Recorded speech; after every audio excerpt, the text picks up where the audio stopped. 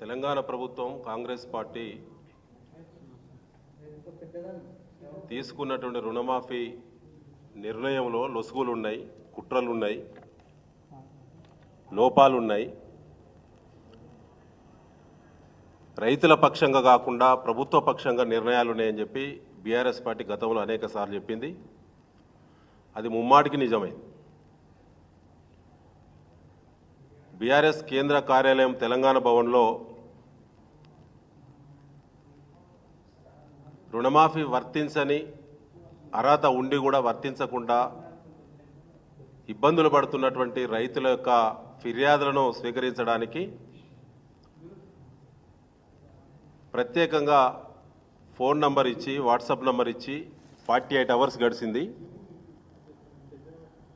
48 గంటల్లో తెలంగాణ రాష్ట్ర వ్యాప్తంగా సన్న చిన్నకారు రైతులు, దళిత గిరిజన రైతులు, బలైన వర్గాల రైతులు ఇప్పటివరకు నంబర్ ఆఫ్ కాల్స్ 3562 కాల్స్ వచ్చినాయి. ఈ నిమిషం వరకు మెసేజ్ల రూపంలో వాట్సాప్లో వారి ఫిర్యాదులను వ్రాతపూర్వకంగా పంపినటువంటి ఫిర్యాదులు 42,984 ఫిర్యాదులు వచ్చినాయి. 48 గంటల్లో 3,562 కాల్స్, 42,984 మెసేజ్లు వివిధ పద్ధతిలో ఫిర్యాదులు అందినాయి తెలంగాణ భవన్కి.